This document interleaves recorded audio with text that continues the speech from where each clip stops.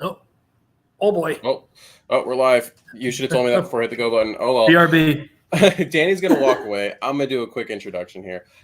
Welcome into Bare Bones. As always, I am Mason West, a doctor of physical therapy and Chicago Bears enthusiast who pretends to know what he's talking about. Momentarily, I'll be joined by Danny Meehan, who had to run and grab some water. There it is. Also, I'm going to crack open our VSO Deepwood series. Revolution, I know you listen to this. Sponsor the show. Why not? Sponsor the damn thing. Why not? Yeah, Scotch ale aged in bourbon barrels. We're also just stealing Bears over beer swag, so. Maybe I'll join you in a minute here. I'm just trying to get my water intake in. Gallon a day, brother. Gallon a day. It has, if anyone's, also, sidebar, since Danny brought it up, 0.5 to 1 ounce of water per pound per day. That's what you need, y'all. Anyone drinking less than that, you are just dehydrated all the time. So get your water. If your pee ain't clear, you ain't hydrated enough. So it has been a little while since you guys heard from us. You know, we did the live show, which was awesome at Noon Whistle. Thanks again to Noon Whistle for letting us crash there, have a good time. We did some cool giveaways. The guy who got the jersey, actually, it arrived today. I saw that on the tracking, so hopefully he actually enjoys what he got, the DJ Moore jersey. Yeah, and the guy that won it was from Ireland. Which is crazy. Which is the funniest thing. He's like, I really don't even like football. Like, oh, cool. Yeah, exactly. So today is the quote-unquote big day, depending on how you look at it, where the NFL schedule is announced today at 7 p.m. This is one of the first years that the Bears schedule really hasn't leaked. Apparently, I think we've got 10 weeks kind of sort of known-ish. Yeah, and I have that pulled up, and I'll fill y'all in on what we think is going on here. But basically, Kevin Warren runs a tight ship. He's not letting anything get out. Yeah. But it looks like so far what we think we know, for those who care if you're trying to book flights and hotels and all that jazz, week 1, Green Bay is coming to town. That'll be a noon game on Fox, it looks like. Chiefs, week 3. Commanders, week 5. Vikings, week 6. Those all look like home games. Panthers at home in week 10. That'll be a Thursday night game, it looks like. Then you go away to the Lions in week 11. Away to the Vikings, which again might be a Thursday night game. There's 2 Thursday night games in there somewhere. Week 14, Lions come to Soldier Field. Then you go away to the Browns in week 15, and you end the season at Green Bay, potentially maybe to actually matter. Like, who knows how the season's going to go. Right. I'm not one to yuck someone's yum kind of thing, but we knew the opponents already. Why do we care? We'll get there when we get there. Yeah, exactly. Unless you have a desire, to know, well, when is the Browns game? Because that's driving distance for me, and I want to go to Cleveland. Why are you going to Cleveland? That's a terrible trip. Yeah, Joe Kim Noah said it best. Yeah, exactly. I don't hear anyone talking about going to vacation in Cleveland. Yeah. But yeah, I mean, so if that's your jag, that'll maybe if things pop up, we'll announce some stuff. But other than that, we're going to start talking about some of these draft individuals who are now officially Chicago Bears. Yeah, it's exciting stuff. And we're starting to see a lot of the draft picks start getting inked already, as it were, signing their deals with all their guaranteed money and, getting their life change, essentially. So let's just start right at the top. First pick at number 10 after a trade back from 9 was Darnell Wright, who is now your, let's be real, starting right tackle. Thoughts, Danny? Yeah. Solid. There's nothing wrong with the pick. It's not sexy. It's not like. I had to interrupt you because Derek Reeves is absolutely correct. The Chargers schedule video is going to be great. The Chargers kill it every year. The Chargers social media team is like the best in the business, and it's not close. But he's solid. He's got good feet. He's a big, strong guy. Like, it's always funny to say, like, oh, football player is large. But even looking at him next to other football players, he's enormous. Like, there's no way he was playing at 335 at Tennessee. I refuse to believe that. It was like back in I always akin it to Miami LeBron, where they listed him at 250, and you're looking at him and you're like, LeBron's got to be pushing 285, bro. Like, he's huge. I think it was Zach Pickens who said it best actually in rookie camp when he the first time he talked to really the media fully, and someone asked him about like what did you weigh at the combine? Why do you weigh more now? And he was just like, it's because I wanted to look better and run faster so I could get drafted. That's not their combine weights and all that are not their playing weights. Well, it's just like the whole thing of for the rest of his career, Bryce Young's football card is going to say he weighed 202 pounds, whatever it was. The guy did not play at 202. He maybe played at $180 soaking wet. Like, whatever. Well, yeah, he can play football. So I was very adamant throughout the draft season, and I was on draft night. If anyone watched the live show, I was Jalen Carter all the way. As the picks ticked by, Danny was sitting there, the whole time, half enjoying the moments, but also half poking me, being like, this isn't going to happen, right? Like, he's going to go at number 6 to the Lions. Like, he's going to go in the entire time. And then, of course, he gets there to number 9. Bears trade back, and just my quick last bit on Jalen Carter. He's not a Bear, so I'm not gonna keep talking about this. We do the things we don't have access to, right? We don't have access to the personality and all that. We don't have access to the medicals. We saw that this year. Good example being A.T. Perry. A.T. Perry was someone who a lot of people thought was going to go a lot earlier in the draft, but we find out apparently there's personality and off the field stuff, hence why he fell. Right? You look at individuals like a Darnell Washington. He was in some people's first round, second round mocks. He fell hard, and that was because apparently he's got medical concerns, and we don't have access to that. So if Poles is sitting there at number 9, and he says, what, I'm trading back. I'm literally going away from Jalen Carter. Whatever. What does that tell us? That he probably wasn't on their board. Yeah. And whether or not that was Poles or was that Papa McCaskey saying we're not dealing with this. This is just not something we want. Now, there's other things that have gotten blown out of proportion, like the Crip thing or the blood thing, whatever it was. God, don't even get me started on that. Where we'll leave the reporter unnamed, but come on, man, what are we doing here? Like, he made a really bad decision that night that killed a teammate of his and someone associated with the team. It's likely that he was never on their board, despite what might have been leaking, despite what might have been changing. And I'm sure his pro day workout where he couldn't get more than 15 minutes in without being absolutely winded didn't help his case, given who the coach is. Especially when that athletic article came out on Darnell Wright of what they put this kid through when they met with him in person. That was a hell of a test on Darnell Wright that Ryan Poles and Eberflus put him through. So, yeah. And, is he more talented than Darnell Wright? Yeah, I would go as far as that. Just pure skill, pure talent. I'm going to say Jalen Carter is higher.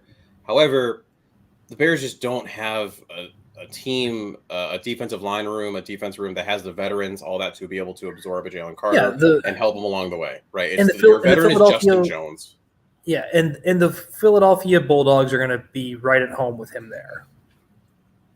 And you have a guy, you have a Fletcher Cox, right? You have a veteran. You have Brandon Graham. You have Fletcher Cox. You have. I know he's not on the same side of the ball, but you have Jalen Hurts, right, who is that guy, that work ethic guy. Like, you want to be a certain kind of way. You got to act and work a certain kind of way. Right. But Jalen Carter, not on the Bears. Who is? Darnell Wright. Considering where Paris Johnson ended up going, the Cardinals trading up for him. I like also the idea that with Darnell Wright, he is plug and play right tackle, arguably, the best right tackle in this class. You didn't have to do any shuffling. If you drafted Paris Johnson, you have the question, well, is Braxton Jones left? Do you put, Paris Johnson right?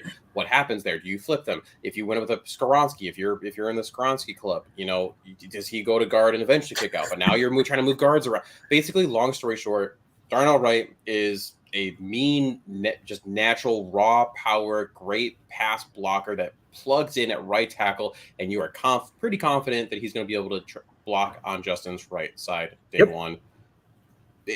Great pick. He's gonna have growing pains, but he's solid. Like, I don't know if the upside is necessarily there, but being a good right tackle, if that's what he lives up to, There's nothing wrong with taking a good right tackle 10 overall. Look at Lane Johnson's been a tremendous right tackle, and they took him, I think 4th in that draft years ago for Philadelphia. Yeah. No, it's a good pick. We've talked ad nauseum about Darnell Wright. Like we know about him already. And there's really not a lot you're too worried about. I mean, the only thing I'm kind of concerned about, sometimes his technique gets a little sloppy just because he tries to be so nasty. So he gets outside of himself a little bit. There were some character concerns, but clearly Poles and company, they had that put to rest with the activities that Danny was talking about earlier. You know what? And his tape is so good. You know, everyone talks about the So that was tape, actually going to be that. if I'm going to be picky, it's that his tape from before this past season at Tennessee wasn't just bad; it was awful. He was terrible on the left side. Correct. He was awful. He was horrendous. Undrafted. So it's okay. Like he clearly got a lot better. Maybe he's just not meant to be a left tackle. It happens. People also mature, right? You know, people change, whether it's their bodies, whether it's technique, whether it's mentality. And maybe it was just the offensive line coach at Tennessee just seeing, you know what, he's not working on this side. Let's flip him to the other side, see how it goes. He was a 5-star recruit. Like, he was there for a reason. Right. Exactly. So now, after that, there was a decent fall. No move was made to move up in the draft any sooner, all the way down to 53, where you got Gervon Dexter, defensive tackle out of Florida. What was your thoughts on Mr. Dexter, Danny? So it's purely a traits-based pick, and you're going to be basically banking on the coaching staff of Eberflus and the defensive coaches in that room to really get the most out of him. I had him ranked, I want to say, if I had to go back through my rankings, I think I had him as like interior defensive lineman 8 or 9. I think he was 8 or 9, something like that. But I also, I told you, I think even at the live show, that I just didn't like this defensive line class very much. There's players to like, but it was either you took one really high or the next one's like you were looking at like 4th round, 3rd round grades on, and it then becomes the traits thing. Can you pick someone and mold them into what you think they can be? Now, I know we've heard people like Dane Brugler say, when he's good, he looks like Chris Jones. Like, don't, please, for the love of God. You're talking about the most disruptive interior force potentially in the NFL that isn't named Aaron Donald. Don't put those expectations on this kid. Yeah, like especially when you watch him, it's like, I get the stories have come out like he's being asked to mirror and think and like kind of just be there to eat space. I don't care. When every other guy on that Florida defensive line is getting off the ball and he's not off yet, it's like everything's a step slow. Like, I don't care how great your first step is. I don't care how fast and big and athletic you are. If you're not coming off the ball and you're not engaging when you should be, you're going to lose. That's just how it goes. How much of his freshman and sophomore tape did you watch? I didn't get that far. I only got through 3 or 4 games of this year's tape alone. And I didn't either until he made the statement, go back and watch my previous year's tape. And for me, that was a big eye opener because it was very different. Because he was asked to do stuff a little differently. And so therefore, and he did. He penetrated more. He was not as slow off the ball. And it's not like he, all of a sudden aged 10 years in 1 year and he lost a step. I do truly think that a lot of it was, hey, I'm being asked to basically stand up, look, see what's happening, go. And when you're asked to do that and you rep that over and over and over again, and all of a sudden someone says, hey, okay, now let's get going. It's going to affect you a bit. Now, that's not letting him off the hook. Like, he needs to get off the dang ball, get that work in.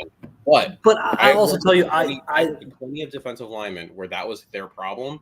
And we were able to fix that in them simply because it was a neuromuscular issue. Yeah, it might be just that.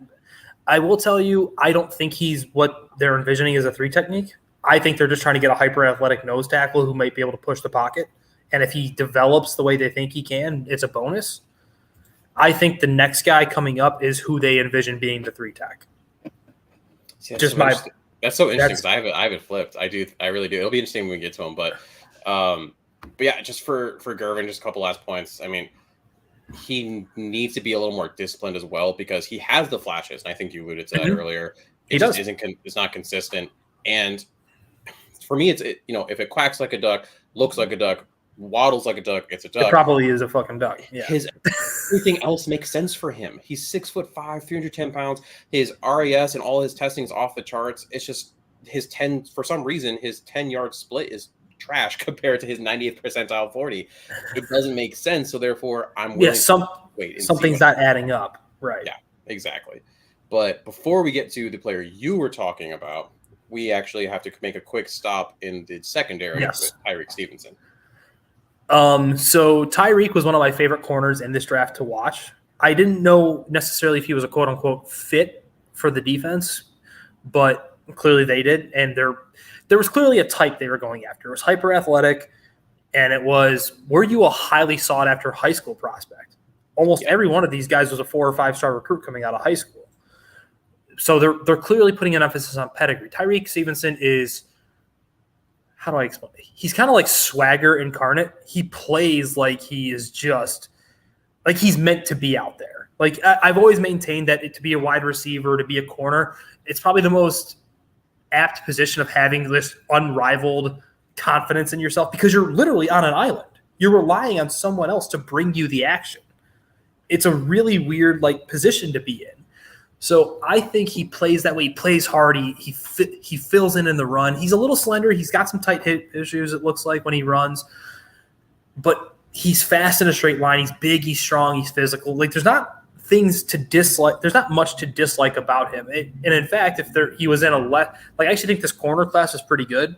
If he was in a lesser corner class, you might have heard his name called earlier than it even was.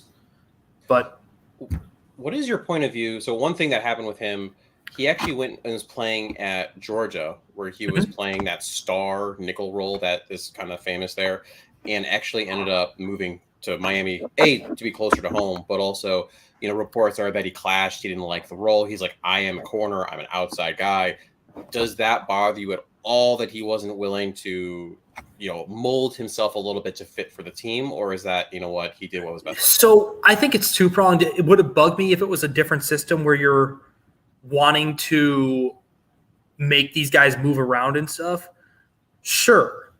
But they don't do that. They're not going to be having, really outside of the one game last year with Jalen Johnson following A.J. Brown around, they're only going to be really staying on one side. So he's going to be a true outside corner. Jalen Johnson is going to be your other true outside corner. Kyler Gordon is going to be your nickelback. Everyone's going to have their set space. And that's a good thing, especially for the style of defense. There's nothing wrong with saying, hey, you're the left boundary corner, you're the right boundary corner, you're the slot corner. That's it. This is where you play. Because that's the base of the defense that they're going to run. And I do like the Tyrique Stevenson pick. I think he can slide in, and he should beat out Kindle Vildor pretty easily for that. I was going to say, who's going to take that job from Tyrique? Tyrique would take it from Tyrique and hand it to a Kindle Vildor. That would be the only thing. And again, you're gonna see growing pains just like you saw with Kyler and Jaquan last year. You're going to have issues because it's a hard position to play at the pro level. But at least they're not going to be asking him to learn 2 roles at the same time like they tried to do with Gordon last year, which was just miserable. So, Stevenson definitely needs to be a little more disciplined in coverage versus the run, but he's a very willing tackler. He's super long, rangy, and I love his speed in the short area. He can play that press man corner. And like I said, he's a fun pick here. You could have maybe waited and gotten someone a little later, but the Bears thought enough to trade up for him too. So you definitely have to take that into account. Yes, we do. It's a big part of it. Well, moving on to the man that apparently is going to be the starting 3 tech day 1, according to Danny. Not actually. That's literally not what I said. Not actually. Let's be real. But over to Zach Pickens, defensive tackle. Yeah. So Zach Pickens out of South Carolina. Let me pull up my notes on him. I actually had notes ready for him, but I didn't pull them up for some reason. He was.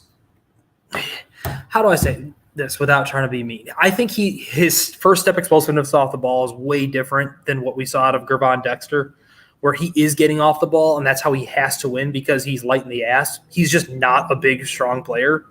He relies on finesse and speed and get off and basically to get to where he wants to go.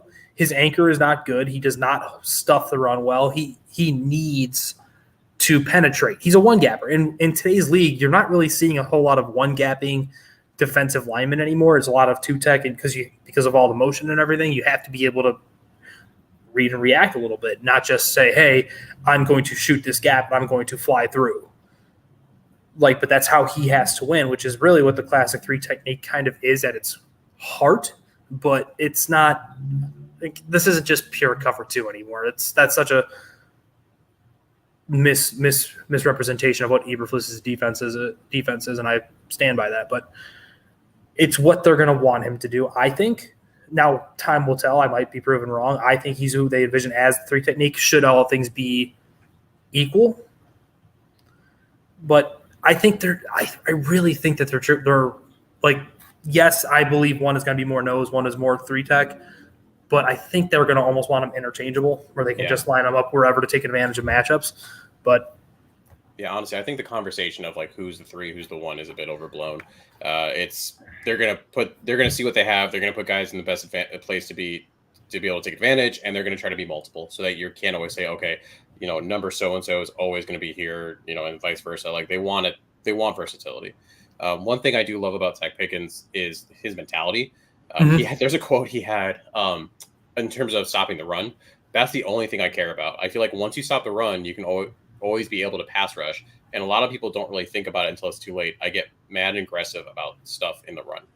And I do think you see that a bit when he plays. I mean, he didn't really have a ton of a great production. He only 8.7% of his tackles in college came in the backfield. So that kind of correlates. He's looking to stop the run more so than he is to penetrate and to get either the running back or the quarterback. Now, is that, again, just a mentality thing, and he has the ability to get more of that, push the pocket as you would for the 3 tech? Or is that something that he lacks? He does lack some creativity and, I would say, diversity in his pass rushing. I would like to see that get a little bit better. But, I mean, his anchor is a little funky. But when you take in some of the other stuff, like his length and his hand techniques that he does have and that he uses consistently, he's solid. Right now, I don't know. I still have a higher ceiling for Gervon, but I still like Pickens. It's just I will wholly agree with you. The ceiling on Gervon is better. I think the ready-made player, I think Pickens is probably a better football player at this moment in time. Yeah, I could agree with that, just in terms of going out there and doing what he needs to do. Yeah, I mean, and even my rankings show. I just looked them up. 9 was Gervon, 11 was Pickens. They were right next to each other, both with 3rd-round grades. Well, now we get to move on to is it my favorite? It might be my favorite pick with Roshon Johnson. I think I showed this too. Danny and I are in a dynasty league together, and I traded up into the 1st round, kind of end of the middle. I think it was pick number 7 or 8. I can't remember, to take Roshon Johnson. And that's because I truly believe by week 4, 5, he's going to be the starting running back. I mean, it's going to be a committee, let's be real, but he would be starting at almost any other place that wasn't. Yes. So do you want to know my honest opinion of this? Roshon is my favorite pick because I'm the linebacker and running back guy. This is it's my brand. I have to like it. But I don't think they think much of Khalil Herbert, is my first opinion. I agree with that. Because you signed a $3 million running back in D'Onta Foreman, and then you pick a running back in fairly high in the draft in Roshon Johnson, who does everything that Khalil cannot do. Block that's coming at Justin, yeah. But he is watching him at Texas is so fun because you'll see him line up at fullback, you'll see him line up out wide, you'll see him line up in the slot, you'll see him line up as a true tailback. He is just all over the field for them. He's a little weapon for them. And I think the reason he's so good at pass blocking, even run blocking, you'll see him line up in the fullback role for Bijan, and he will clear someone out for them, which leads me to really kind of think what could be fun with Getsy, where they put both the Longhorn backs in the backfield between D'Onta Foreman and him. Could be a lot of fun, just what they could concoct because of the versatility that Roshon offers. And I think I've told this. Oh, I know. In fact, I know I've told this to you before off the podcast. I have this weird infatuation with like converted quarterbacks because they see the game at a completely different perspective than everyone else. 100%. Like, so like there was I forget his name, but the receiver who was out in Philadelphia for a while, who played at Houston. I can literally name. But he's fun. He's like a good special teamer. But like I've always had this weird fascination with the. Yes, I think his name is Ward. But I've always just had that weird fascination. That's why I think he's so good in run protection and pass protection, because he knows where he's supposed to be. Like, this is just what I'm supposed to do. I'm supposed to be here on this play because that's my assignment. And he's a willing blocker. He's a big, strong guy. He's 6 foot, 222 pounds or something like that. Yeah, 6'2", 219. Yeah, like, that's a big running back. He's going to do everything for you, right? He's going to do the special teams. He talked about it literally just this last weekend. He talked about how he hadn't really done necessarily kickoff coverage before, but how he's loving it, and on the return, how he's loving it. Like you said, he's going to block. He's going to carry. One thing that bugged me last year when the Bears did do the occasional wildcat, it was just kind of like, what are we doing here? I mean, like, you have David. Oh yeah, that was lots of wildcat quarterback with him. But he did a ton of wildcat quarterback. Like, you could legitimately have him throw the ball. Like, I'm not saying do it all the time, but now you at least have the threat of it. Like, yeah, fine, yeah, absolutely. And one of the things I took away a lot too, and you saw this with right after the draft and with all of the coverage, people adore him. You walked into Texas and they couldn't stop talking about the guy. Like, Bijan was Bijan, but people were like, no, but Roshon. Yeah, so I actually have a quick story about that. A buddy of mine, his family is close with boosters down in Texas, or they're part of the booster club, whatever. So people that paid the players before they were allowed to get paid, for those who may not know what a freaking booster is. And basically they said, kind of like what you were saying is, yeah, they're happy for Bijan. How could you not be happy for a kid going 8 overall, you know? But the kid that just – like it's like the stories you heard about Jamal Adams coming out of LSU years ago, where when he walks through your doors, everything changes in terms of the makeup of your locker room because he's there. Yeah, he's that kind of guy. And I know that number one is supposed to be your culture, and Fields does have that makeup. The thing I always loved about Jalen Hurts before he exploded onto the scene, like. But there's something about that kid where, yeah, number one's your culture, but that's your tempo setter kind of thing. Oh, absolutely. Yeah. All right. I could talk about Roshon. Yeah, we could just wax poetic about Roshon for an hour, I'm sure. So we're going to move on before, again, this just becomes the Roshon Johnson stream. But probably my second favorite pick would have been Tyler Scott, wide receiver out of Cincinnati, who a lot of individuals, like I know Nate Tice, for example, had him graded as a second-round pick. What's your thoughts on Tyler Scott? So Tyler Scott is really fun. I believe I had him as wide receiver 7 in this class for my personal rankings. He's diminutive, but again, if you followed me along the past few years since I really started like putting my draft analysis public, I'm the small, fast receiver guy. Like, if you're small and fast, I probably like you. Rondale Moore, Wan'Dale Robinson, KJ Hamler, et cetera, just to name a few crushes of mine over the past few years. Nathaniel Dell is another one I really like from this year's class. But Tyler Scott is nothing if not electric.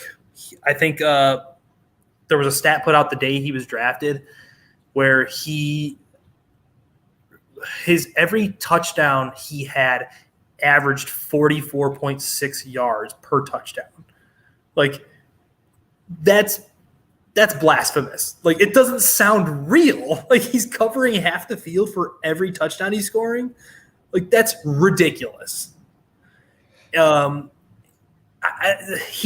needs more nuance on his route tree. He is little. He's got sticky hands, and something I love about him, he's a converted running back. But he had 7 drops, Danny. He's got good hands, man. It's so weird because you have like a Quentin Johnson, right? And like I'm not a Quentin Johnson guy. I think he was fine. I don't need him. But his biggest knock, I know you did this all the time. I know a couple other people he had 8 drops last year. So, Tyler Scott had 7. But then when he catches it, it's just like, so why did you drop those other ones? That was beautiful. Yeah, I can't answer that question. I just know that when he's a natural hands catcher. Maybe it's a concentration thing with him. Like Quentin looks like he's physically fighting the football. Like he's had one too many at the club, so he's now fighting the football. Not all drops are built equally. Correct. It was like Brandon Johnson for years, or Brandon Marshall rather, for years had the issue of, well, he's got so many drops. Well, he was targeted 200 times. What do you want from him? No, I'm not saying, because Brandon, this is Tyler Scott. I'm just offering an example of Brandon Marshall didn't really have suspect hands. Neither did Terell Owens. That was a thing with him too. Like, look at all the drops. Well, when you're getting targeted 200 plus times, you're going to drop the football some. Well, it's interesting because you also brought up the high school running back thing, and it's kind of a double-edged sword. It's awesome because of the running and vision and all that you need with it, but then it also hurts a little bit because he really only caught the ball about 10 times or something in high school. I think I remember reading in the piece. Yeah, so I think it was something like that. He is a wide, as you like to put it, he's a wide receiver infant, and so that's good because there's so much potential left, and then bad in the thought of he's not going to contribute day one. He'll run 15-ish snaps and get 3 to 4 targets and give you a couple catches, but keep that in mind early on. The other thing to keep in mind with speed in the NFL, though, by the very virtue of the fact that he is out there, you have to pay attention to him. You have to. You can't just let the guy who scored touchdown, whose average yards per touchdown was 44.6 yards, a touchdown, just not be accounted for. That's not how that works, It should be fun watching what him and Justin. And I also think it could mean the writing is on the wall for number 11. My personal opinion. And that's the thing. It's an easy connection just because of the size. They're very similar in that. They play a similar-ish game. Darnell's route running is different. Tyler Scott's a really unnuanced route runner. He only has a few in his tree. It's more about type of receiver more than anything. Well, right? I'm also thinking regime. Who brought them? Who brought in who? This regime got DJ Moore. Plus, DJ Moore has proven with multiple 1,000-yard seasons. This regime, for better or worse, went and got Chase Claypool. And on top of that, Chase Claypool, even though he may not play like it all the time, is a different kind of receiver than Darnell or Tyler Scott. Yeah, I mean, Chase Claypool is literally one of 3 people ever to be what he is. Right. Well, I will crap on Claypool till the cows come home. I can't take that away from him, though.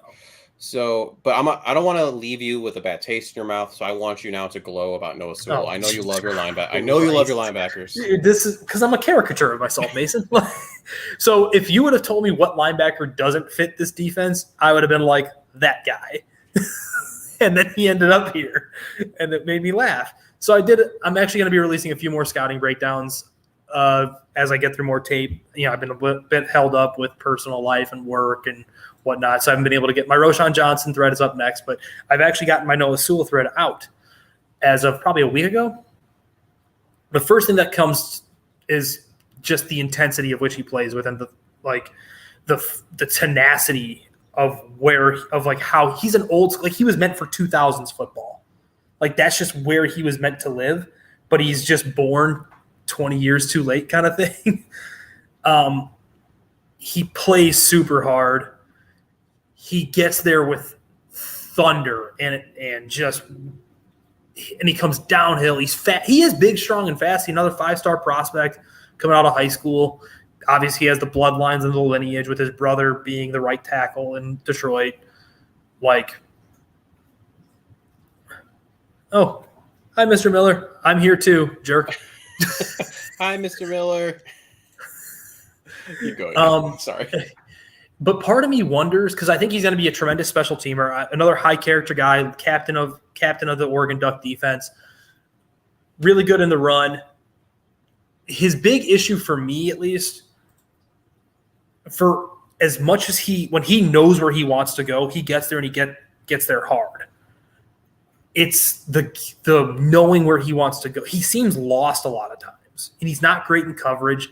He seems like he's guessing, and you can see the hamster on the wheel running a lot, and versus just read, react, play.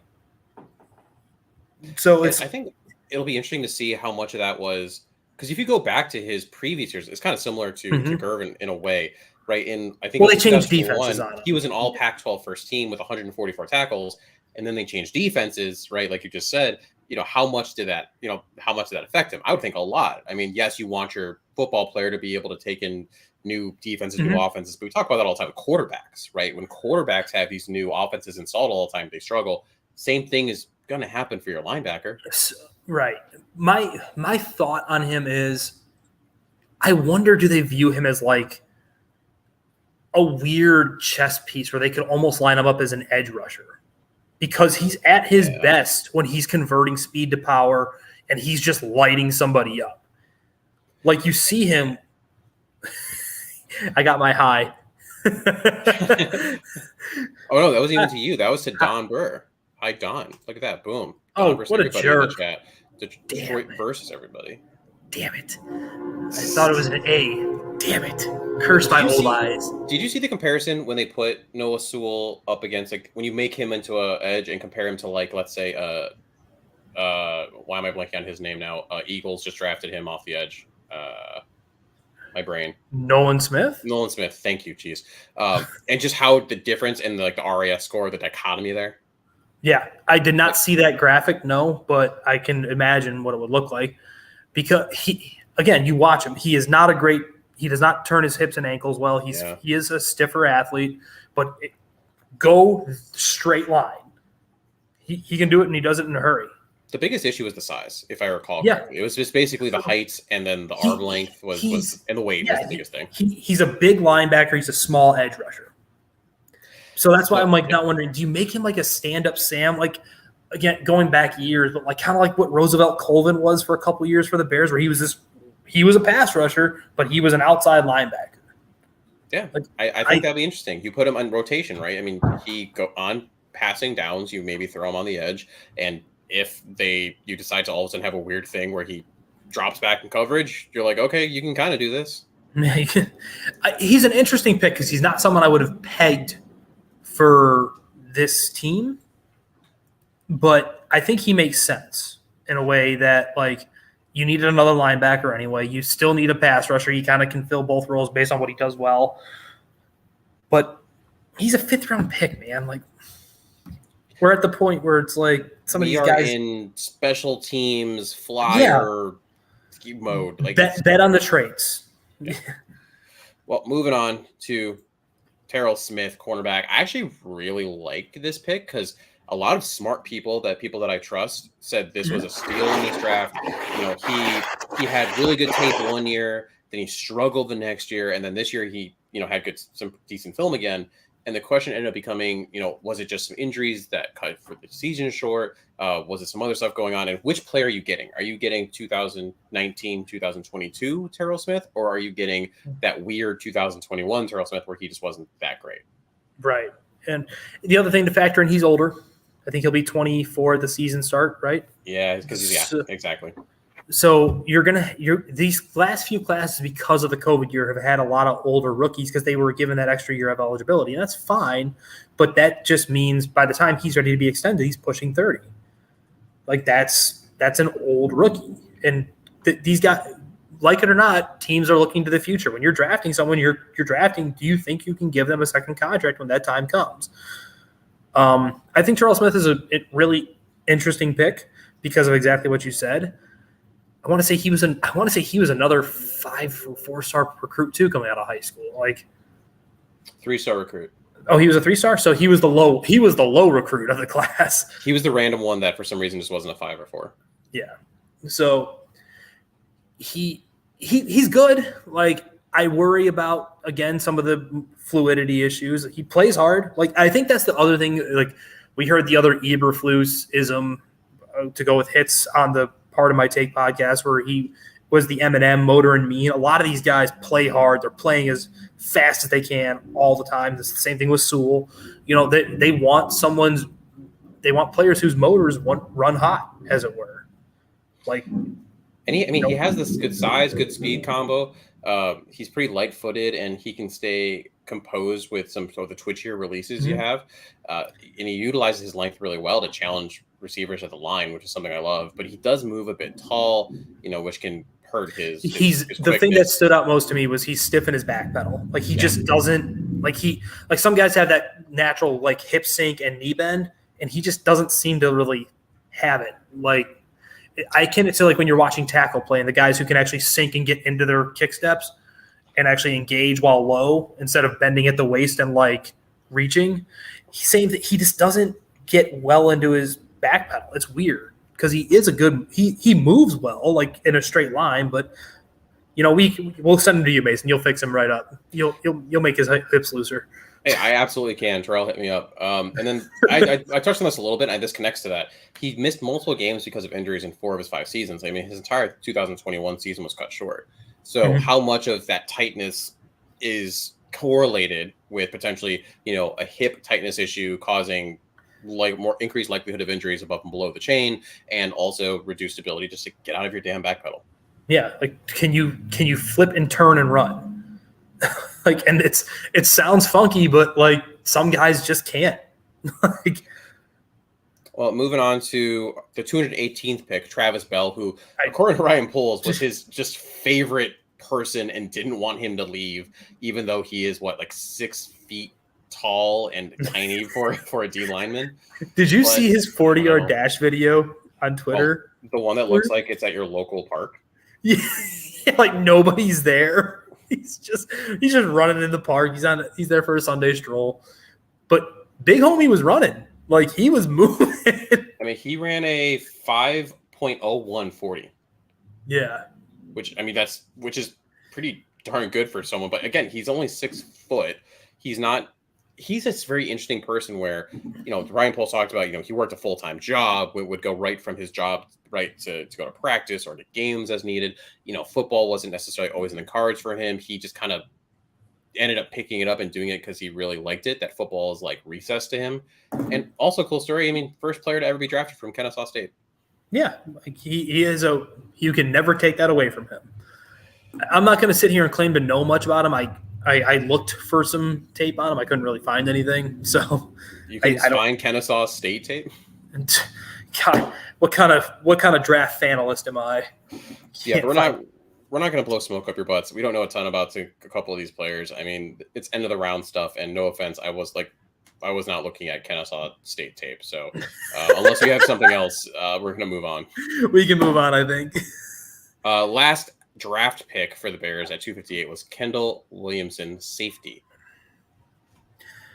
Yeah, that was another one where I was just kind of like, who? like I mean, he's got it happens every year. 4.44 speed. I mean, he started his career as a slot corner. Then he started mixing in some strong safety and free safety in 2019. And he's been kind of pretty versatile. He's played in the slot, in the box, back deep. So, who he honestly reminds me of is the Elijah Hicks pick last year, where he's probably this high character kid, busts his ass. He's willing, yes, coach, no coach, that style of kid.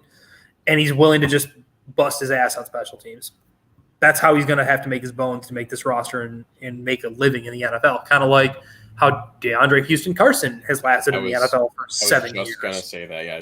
Can he be – because they didn't re-sign DeAndre Houston Carson, so you need a third rotational safety that's going to give you stuff on special teams and then can come in, let's say, knock on wood, Eddie Jackson gets hurt again or Jaquan Brisker has something. Like, who's going to be your safety that comes in? God, the mention of Elijah Hicks makes me remember there was a certain segment of Bears Twitter last year that was convinced that guy was going to be the starting free safety. Well, because he did push-ups after he got drafted. Starter. Actually, on the push-up note, do you know what one of my favorite things is actually to watch in an NFL game? When you see a corner drop a for sure pick and he rips out the quick 20 because that's what he was doing in practice growing up. Yeah. Just for some reason, it brings like a weird smile to my face. Like, oh, good for you. You're punishing grinding. yourself. Still grinding and punishing yourself real quick. And moving on to individuals we probably know even less about, but we want to bring up, we're just doing a little undrafted free spotlight. Is there a person or two that, keeping an eye on as things move along? I'll start first. My first one is Andre Schmidt, as it's pronounced, kicker.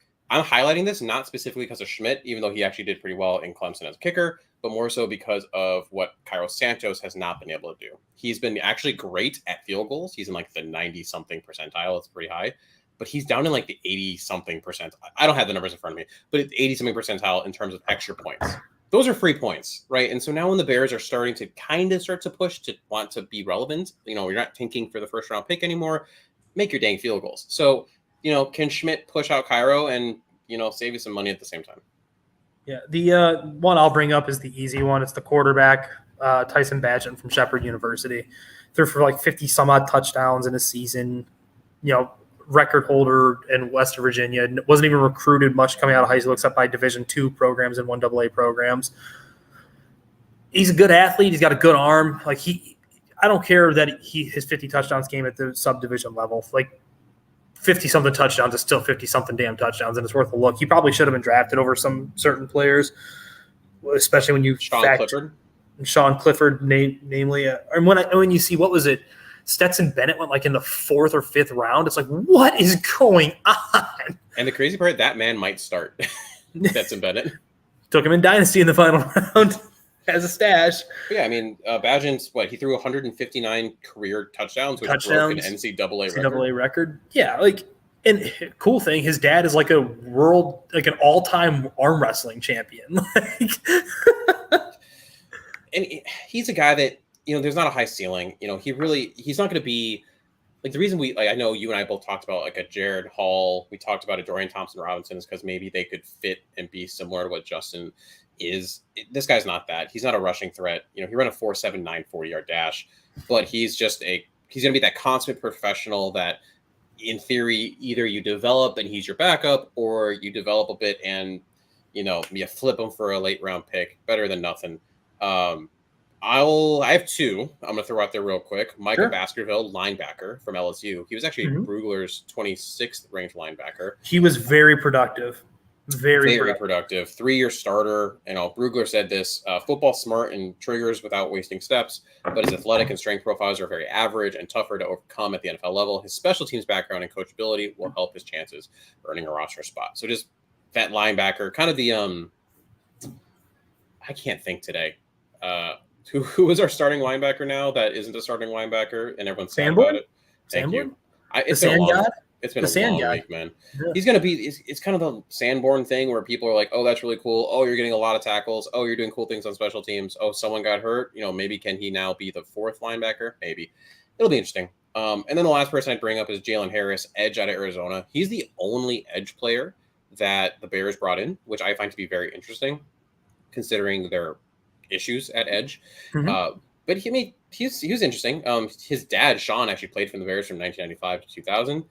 He had 12 starts, 51 tackles, 3.5 sacks. Nothing too crazy, but and he had an RAS of 8.66. So, solid athletic score. Just to throw at the wall. Now, before we go to our break here, is there anything else that the Bears could do to improve their pass rushing before this week 1? I mean, the easy answer is sign Yannick Ngakoue or Leonard Floyd or one of the free agent rushers. Yannick would make the most sense because I get he's terrible against the run. I understand that.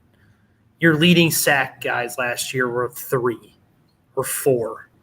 You need to get after the passer. I don't think Yannick's had a season in his career under 8.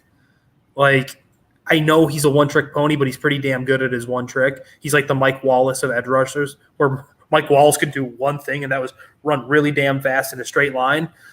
And it was like I used to love watching because it was like, what he's going to run. He's going to run a 9 route, and he's going to blow by everybody because he's just faster than all of you. And that's kind of what Yannick is. Yannick runs the arc well. He's flexible. He's bendy. He's quick off the line. Don't ask him to defend the run. He's not going to. He doesn't really care to. But pin his ears back, go kill the quarterback. Let me float this at you. You acquired some draft capital from the DJ Moore trade, first in the next year, and then you got a 7th year after that. You acquired some draft capital from moving back. It's a 4th rounder, but, from 9 to 10 with the Eagles. Now, I'm not saying you trade those picks, but do you now feel a little more comfortable spending some draft capital to go after a disgruntled or in some there's a blemish somewhere pass rusher like a Chase Young? So, yeah, I was going to say Chase Young was the one that it felt like you were alluding to just because of pedigree. Chase Young wasn't the technician that the Bosa boys were coming out of Ohio State, but he was Bosa boys. Yeah, for a certain segment of Twitter.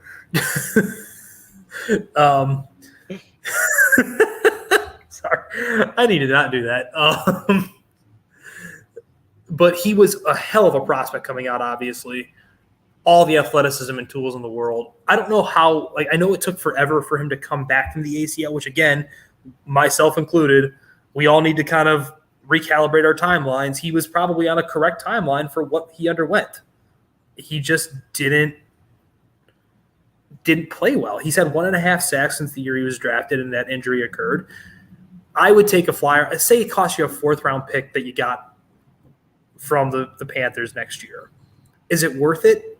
Sure, why not? Maybe you get something out of it. Maybe you get a legit pass rusher. I mean, it's a valid point, right? Because who did you draft in the 4th round this year? Noah Sewell. Maybe you're hoping Noah Sewell can give you a couple of pass rush snaps here and there. He could be a backup linebacker, special teamer. Or do you take a flyer with that 4th-round pick on a Chase Young, someone of that general caliber? Salute to general caliber. Why not? Why not? We're going to take a quick break here, and when we come back, we're going to wrap this up. A little look into rookie minicamp, some goals for JF1, and a game I'm going to make Danny do because I want to.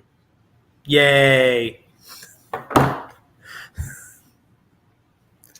All right, welcome back in.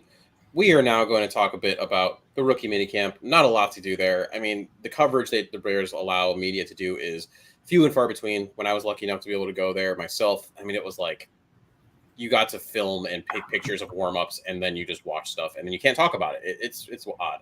But we do have a couple of statements I'm going to read to you, Danny, and I just want your impressions on those statements. Mm-hmm. So Alan Williams said this on Dexter and Pickens. The things I do like are, first of all, they're big. Second of all, they're fast. I've been in the room with them for 2 meetings, and they are super intelligent and attentive. If you look as if someone cares about something, you can tell by the attentiveness in the room. I mean, it kind of adds up with what we know they like in players. They don't want people who are not kind of obsessed with the game of football, right? So it kind of hits home in a way. Like, but what are they going to say? The kid they just took in the 2nd round is dozing off in film? Like, what are we doing here? Like, it's good to hear, but it's also take it with a huge grain of salt because you don't expect these guys to be like, we didn't get for instance, we didn't get the Jamarcus Russell story about the DVD being blank, right? That they sent him until years after the fact. Yeah, the Raiders talked it up for years that he was the best thing ever, right? I mean, there was never an issue with him until it was an issue with him, right? So, it's good to hear. Obviously, they're both big and strong and fast. It's on their relative athletic score sheets, but not to, it's like, wouldn't it be funny if it was like the friends you're trying to set your friend up on that date and it's like, yeah, she's really nice, she's great, but it's like that's what it would come off if you said something like that as a coach. So this one might be a little more telling or more interesting. Alan Williams on starters. We have a 3 technique. That's Justin. Justin will be there, alluding to Justin Jones. Yeah, absolutely. Justin Jones was a solid football player last year on an otherwise dreadful defense. I took to Twitter often to defend Justin Jones because people often just ripped him up. And it was like, look, Justin should be your 2nd defensive lineman. He shouldn't be your 1st. But the fact that you're having to lean on him, he did a great job for what he was being asked to do. And he did fine. Like, what do you want from him? When Robert Quinn, God bless him, getting him a 4th-round pick for a guy who wasn't really doing much anyway. Like, I know his pressure rate was there and everything, but the pressures weren't becoming sacks. Like, what did he have, a sack before he got traded? I think so. And then he barely played when he got to the Eagles. It was crazy. Again, it just the defense was abysmal last year, and it only got worse after they traded Roquan and Quinn. Quick sidebar: can we applaud King fucking Poles for getting a 4th-round pick for the corpse of Robert Quinn? Like, what did he do in that phone call to Howie Roseman to convince him to do that? I don't know. I know Robert Quinn wasn't the best Bear, and I guess he owns the Bears single season sack record and whatnot. But I appreciate old man energy, and Robert Quinn had that in spades. It was like he's just this old Southern guy who just kind of exists. Like, he just constantly was also like, I'm not getting traded. I don't want to be traded. I don't want to get traded. And then he got traded. And he's on the Eagles. And then he's literally at the Super Bowl doing interviews. He's like, yeah, I never wanted to get traded. He's still saying, I never wanted to get traded. I don't want to be here. Like, he just wanted a paycheck. He wanted to be comfortable at his home in Chicago. And yeah. He was probably happy here. Like, what are you going to do? I mean, it's the nature of the business. He knows that. He's had a borderline Hall of Fame career. I mean, he knows he's on the back nine, or if not done, because we're in his 12th season or something like that, and he's unsigned. Like, is what it is. He had a great career. I had some more quotes, but we're gonna move on. It's rookie minicamp. There's not a lot to really worry about there. So Justin Fields' goals. This is the summer of Justin. You know, the George Costanza meme. Throw that in there. You could tell, right? Getting Darnell Wright, throwing in a Roshon, going in to get DJ Moore. You know, list goes on of things that they've done to try to limit. I don't like the word excuses because they're valid, but the reasons why you're going to say, you know what, we couldn't assess Justin appropriately because of blank. Sure. So, what overarching goals? I'm not saying like yards or touch. None of that. That's stupid. What are the goals for Justin for this season? For you to say this season was a success. I want to see. I hate the third-year jump thing because we saw what Hurts' third year was. We saw what Allen's third year was. Can I get a jump that looks like somewhere between Hurts last year and Hurts in year two? Like somewhere in that realm. Like if he gets the MVP, obviously that's great. But just be a little better than what Hurts was his second year. Like where you see the running effect is still there. You're not necessarily having to lean on it. You've got legitimate weapons now, which I know it's only one player, but they're probably like the 14th to 16th best receiver room in the league right now. Like they've got legitimate targets. You're not, trotting out Dante Pettis to be wide receiver 2. If you look at Mike Clay's ranking, he has them as the 16th best wide receiver unit. Yeah, so they're average. That's plenty to work with. My goal. So Jonathan Wood is doing a series right now on Fields in Focus. Fields in Focus. It's really good. It's a lot of in-depth analysis. I think he's on part 8 or something now. He's got 7 of 8 out, I believe. 7 of 8. That's what it is. Go ahead and read that, please. It's good. One of the biggest takeaways I had, and I feel validated because I was saying this a lot last year, and I feel like people were like, no, is that sacks are a quarterback stat. People say that, and which I agree with for the most part. However, when you look at how that line played and you look at what the receivers were able to contribute in terms of just literally being open and being zone beaters and things like that, you can see why Justin's sack rate went up. And so that's one of the biggest things for me. I'm looking for that sack rate to decrease. If you can get that sack rate to decrease and you can point to it and say, okay, yes, you took a sack there, but that was because, and that was on you. And you can no longer say, okay, yes, because this wide receiver sucked, or this line mover assignment, that you are able to now get the ball out in an efficient manner and give your team a chance. And that you can load up and you can go big game hunting, because that's who Justin is. He's a big game hunter. I want to see him throw deep to Velus Jones and Tyler Scott and all those things. But I also want him to hit that quick slant. Someone run a slant and get open. I can't even tell you the last time I saw a slant. It's probably Allen Robinson. It was the last slant I saw ran successfully. Well, just not quickly. Yeah, it was pretty slow, especially in that last year. But who last year was going to run a slant and be open? No one. Well, Claypool, theoretically. But then he got hurt. He was behind. There was the whole thing there, which I know you and I did. So if you want the actual, what do I personally want to see? The sack rate's a good one. I want to see improvement in the quick game by him. Yes, like the processing of it. Like, and I know it's a bad thing to say processing for him, but the layups too. Hit your layups, man. Hit your running back coming on a flare out of the backfield. Just make the he is such a what game was it last year? The tight end in the corner that he overthrew. Oh, I know. I don't remember what game, but I know. I think I know the play you're referring to. Yeah, it was one of those ones that for a week everyone was losing their mind because it was like, how do you miss that? Like hit that one. Yeah, I think he's always going to probably have some problem in the short game because he doesn't throw the football with the laces. Wherever he catches the ball, it's just where he kind of throws it off of, which is highly annoying, but whatever. It's what he's learned to do. You can't change everything about a player, but I want to see him hit the layups because he's such a conundrum of a quarterback, right? Where most quarterbacks you have to teach to go hunt, go find the big strike. You're trying to just tell him it's okay to just live to fight another down. Throw the ball away. Get just a lot with that. DJ fucking Moore, who is the king of the short to intermediate route. All makes sense. Ryan Poles is genius. Let's cool it on that. We still have some time before that happens. I think I'm relatively measured. Now I'm getting off track again, and I keep doing this, but I'm relatively measured in my. This is true.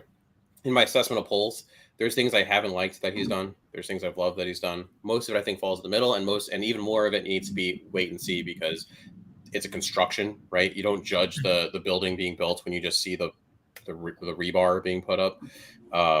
But man, I do like what he's doing. I do like how he's towing the line between now and the future, right? Like the DJ Moore trade, that is, I think, splitting right down the middle of saying, I'm going to give Justin something so I can truly assess him.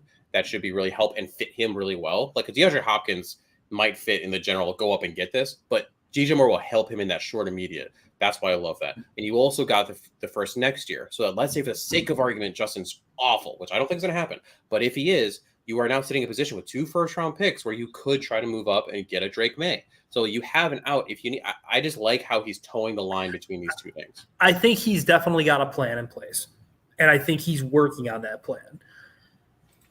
I just personally want to see something. I want to see players being acquired that make sense and play well, not just picking. Like it felt like the back-to-back defensive tackles just felt like picking players for the sake of picking players. That's what that felt like to me. Who from last year's draft that was picked high has not looked like they could be a real NFL player so far? From last year's draft looked like one? You're saying the 21 class, right? So I'm saying like the Gordon, the Brisker. I think Brisker's a player. I think Brisker's a player. I think Kyle Gordon looks like he really can be. I think Kyler's going to be a nickel, and I said that from the time I evaluated him coming out of Washington to the time he played last year, that stop playing him outside. He's not an outside player. And then arguably you could say the Velus Jones pick was it's a waste. It's a waste. It's a wasted pick. If you're going to say 2 of your top 3 picks are NFL starters? Starters? Sure. Like, what's wrong with that? Nothing's wrong with that. I'm just saying I get the logic behind the back-to-back defensive tackles. Like, I get it. I've lived through Tommy Harris and Tank Johnson and Ego Ferguson with Will Sutton. Did you need more than one defensive tackle? Probably, but I also needed an edge rusher. Who was I take? I mean, I got to look back. No, you'd have to go back and look, and you can split hairs. I'm just saying there's things. Yaya was there. Sure. I'm going to take him in the second round. Sorry. I like Yaya. I really did like Yaya. I really like Yaya, man. Yeah. I'm also, despite being a Southern Illinois grad, we don't put many players into the pros. Heck, fucking Jeremy Chin forever, baby. But like Yaya, I liked him. I don't know. This whole draft class as a whole just left me wanting more, though. So they might have picked 2 different players, and I could have still felt that way.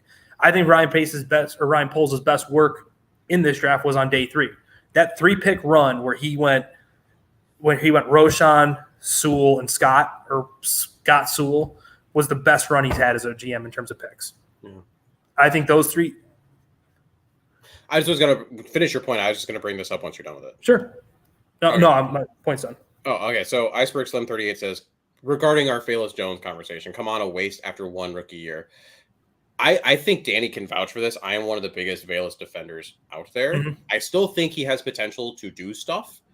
And we know that wide receivers and tight ends do take a little bit of time to get into the league and do what they need to do. You know, the Justin Jefferson has thrown that off entirely because he just came out like guns a-blazing. And Jamar Chase it threw everything out the window. My problem is you used a 3rd-round pick, your first offensive pick, and the thing you were saying, okay, this is going to help Justin out, on someone who at this point in time is a gadget player. He is a hand the ball off in the backfield. He's a screen, and maybe you can get a deep pass out of him.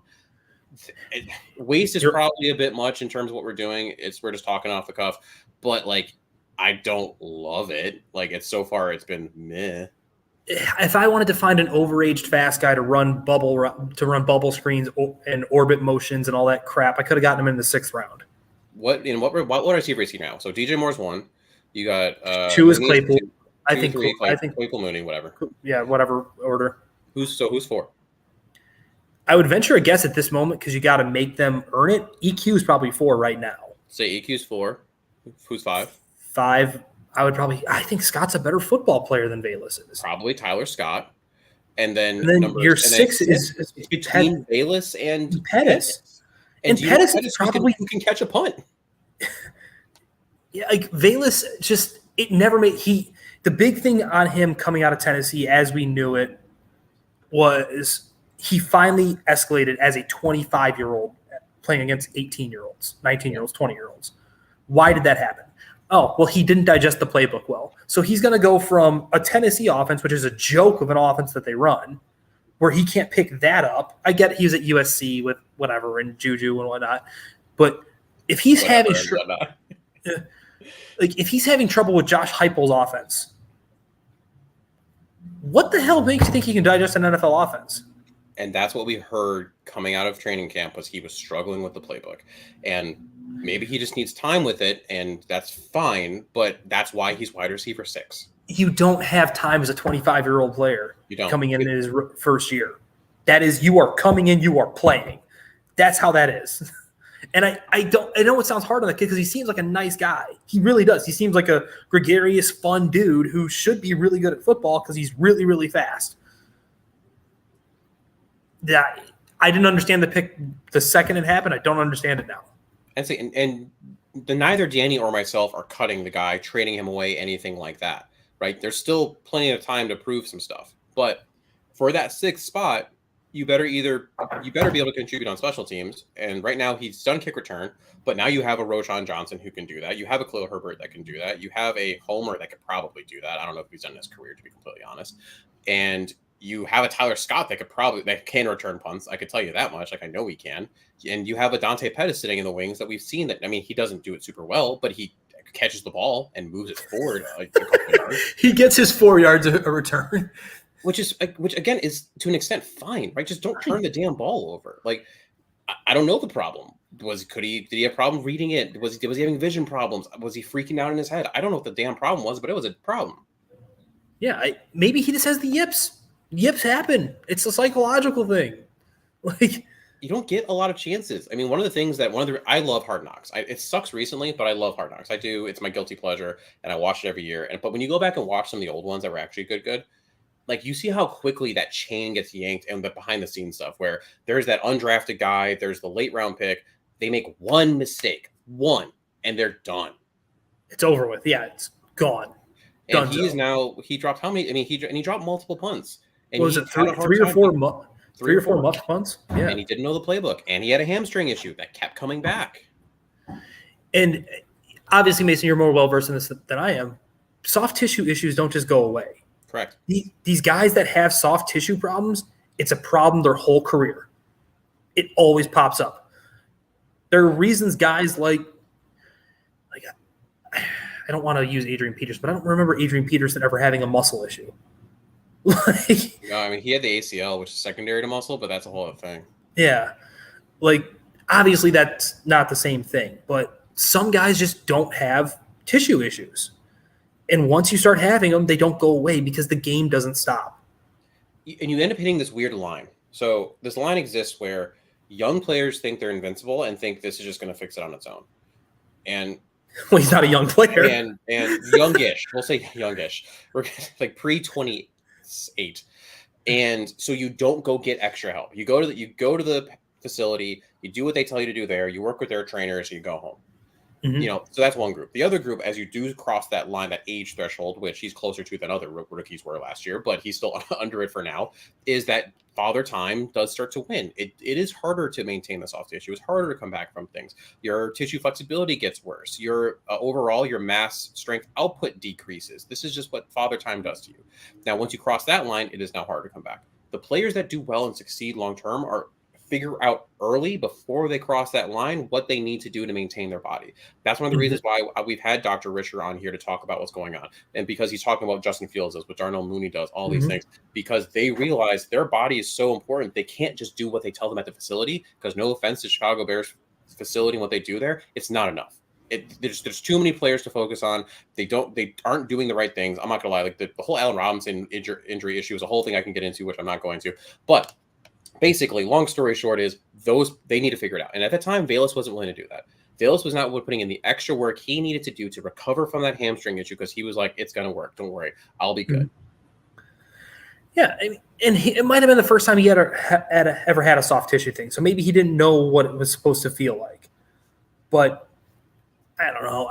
I hate soft tissue injuries because they never seemingly go away. Like, the year may end, they may have the whole offseason to recover. They come back, and 3 weeks in, it's like, oh, he pulled his calf again. Damn it. We're going to end this conversation because we spent like 10 minutes talking about Velus Jones Jr., and I did not foresee that happening.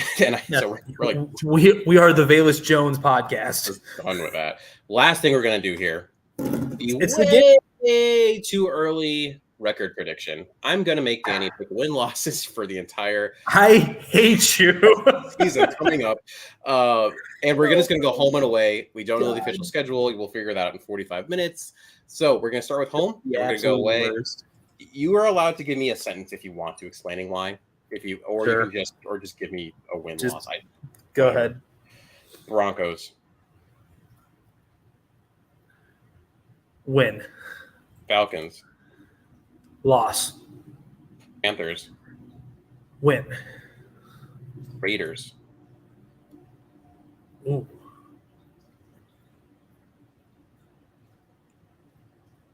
Wins. I'm at 3 wins now. I'm 3-1 based on this. They're gonna beat the fucking Cardinals. 4 wins. Lions. Loss. The Vikings. Loss. Packers. This is week 1. Sure. Well, it's the home schedule, right? Yeah. Yeah, they're playing. I think that's been one of the leagues.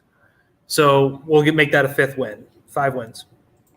5-3. Okay. Wait. Chiefs. They're gonna get their doors blown off. Chargers. Probably again get your damn doors blown off. Buccaneers. You should beat the Buccaneers. So 6. Thank you for saying that. Commanders. So I was at that Commanders game last year. Goofy, gross, 12-7? 7, yeah, on the 50-yard line. Shouts out to Bill Zimmerman. 6 wins. That's a win. You're going to beat you can't tell me Sam Howell's a good football player. I'm sorry. I can't get myself there. You're better off playing Jacoby Brissett than you are Sam Howell. No, you are. Saints. Loss. Saints are a better football team. Browns. Ooh, probably a loss. That Browns roster is something else, man. And if Deshaun comes back, and remember, there's still going to be an awful defense. Nick Chubb might run for 400 yards. The Lions game, which we think is going to be potentially after the Thursday night Panthers game. I think they split with the Lions. So that'd be a win then. Vikings.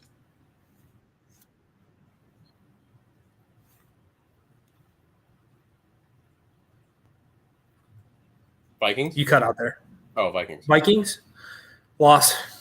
Just a better football team. 0-2 to the Vikings. And then Packers, second time to end the season. So what am I at? 6 wins? 4 or 5. So you're at 7 wins. Win. Or no, you know what? Flip that second Vikings. They'll win. They'll split with the Vikings. They'll lose it the away game against the Packers.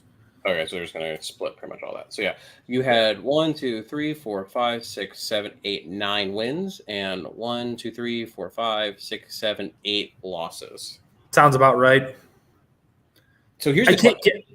Interestingly enough, I truly think if that last Packers game, if they're 8-8, or sorry, no, they'd be 9-7 going into that game, I might flip that to a win.